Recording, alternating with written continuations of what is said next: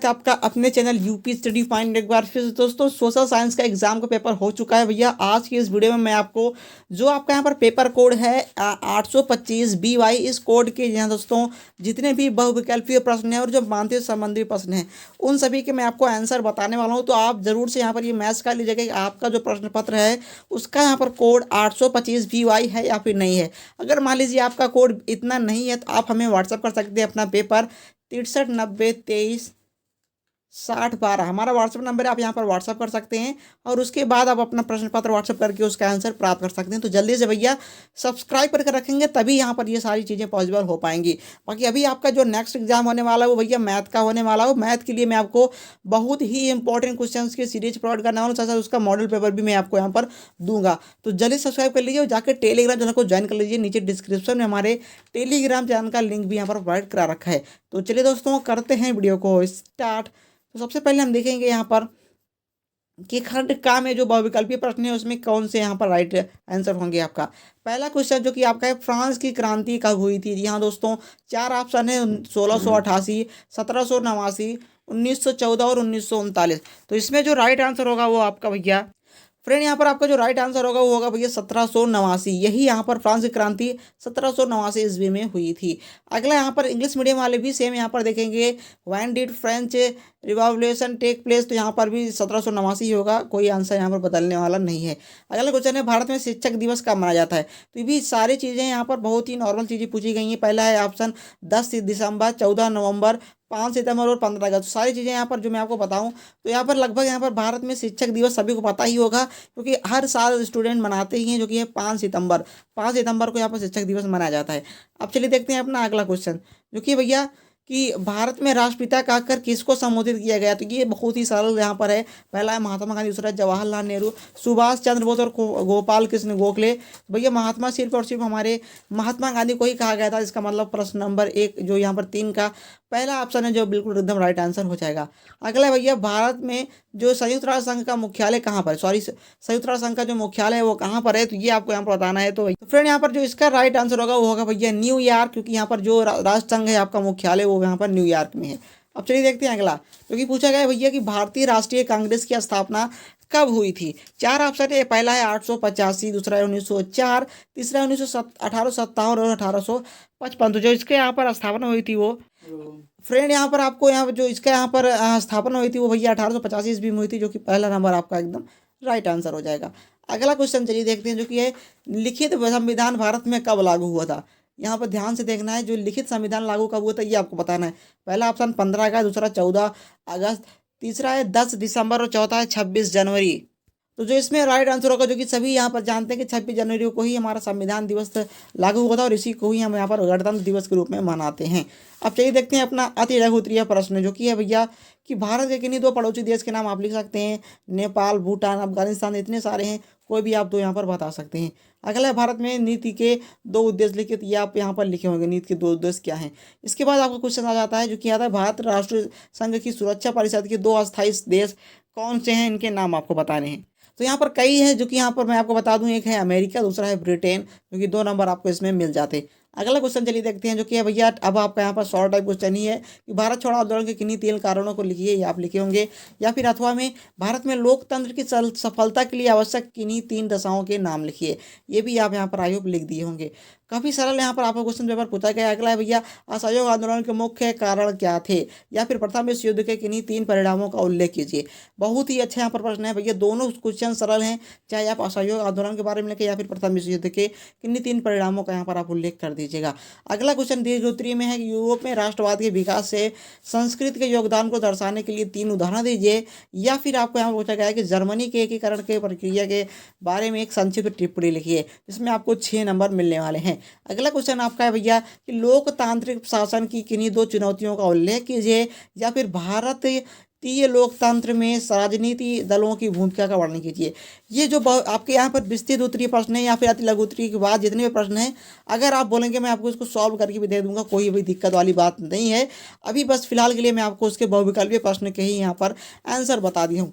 अब यहाँ पर मेन जो कि प्रश्न आपका जाता है भैया मैप संबंधी वर्ग, जो आपके यहाँ पर मैप वर्क आते हैं, इसकी चलिए यहाँ पर आंसर देख लेते हैं। पहला जो कि यहाँ पर पूछा गया है कि वह स्थान जहाँ भारतीय राष्ट्रीय कांग्रेस का प्रथम अधिवेशन हुआ था।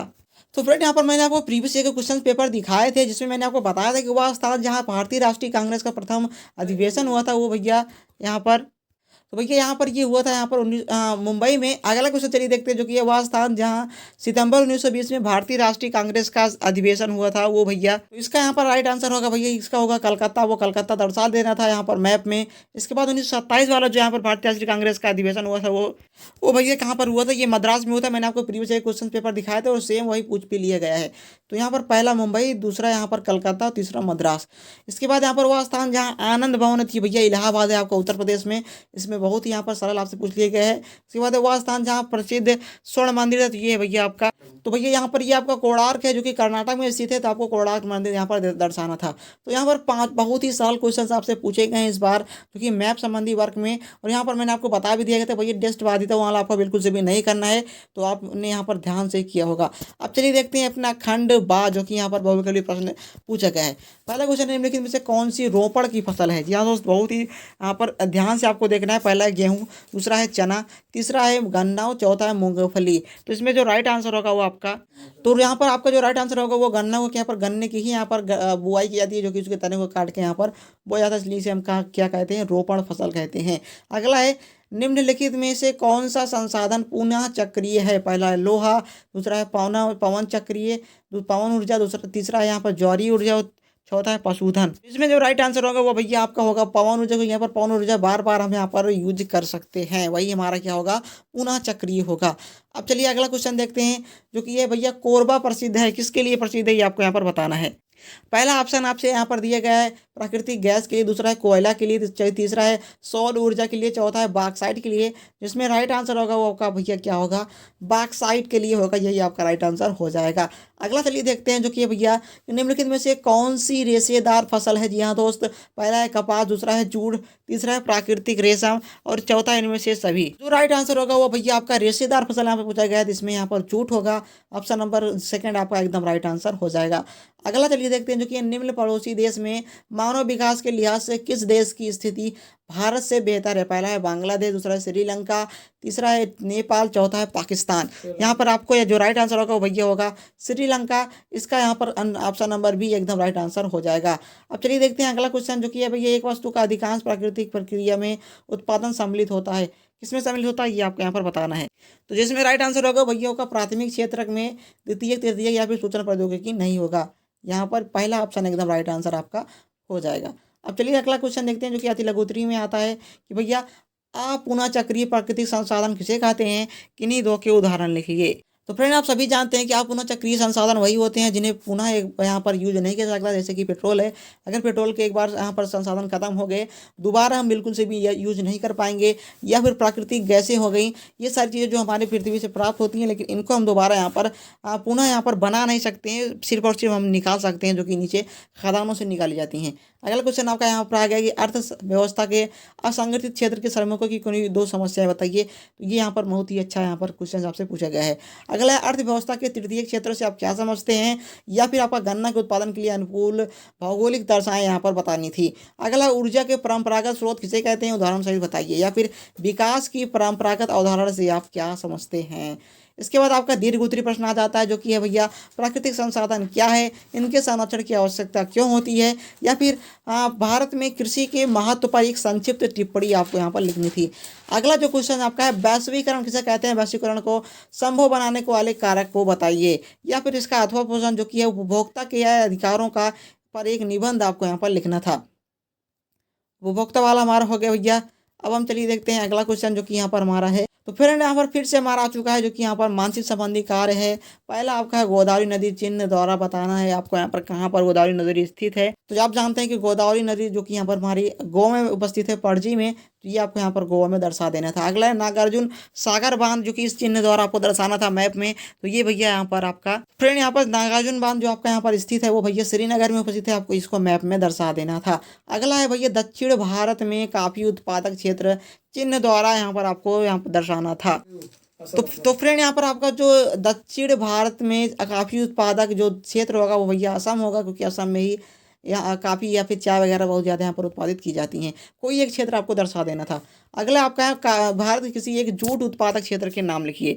इसको आपको इस चिन्ह द्वारा दर्शाना था। तो यहाँ पर आपको, तो फ्रेंड यहाँ पर जूट का सबसे बढ़िया जो केंद्र है वो पश्चिम बंगाल है, आपको यहाँ पर पश्चिम बंगाल दर्शा देना था। तो ये थे आपको क्वेश्चंस जिसके मैंने आपको आंसर बता दिए हैं। बाकी अगर आप दीर्घ उत्तरीय या फिर जो लघु उत्तरीय प्रश्न हैं उनके भी अगर आप कहेंगे कि मैं आपको लिखित आंसर भेज दूंगा। बाकी अगर आपका पेपर कोड नहीं है तो आप हमें व्हाट्सअप कर सकते हैं, जिससे कि मैं आपको उसका जल्द से जल्द यहाँ पर जो बहुविकल्पी प्रश्न है उसके आंसर बता दूँ।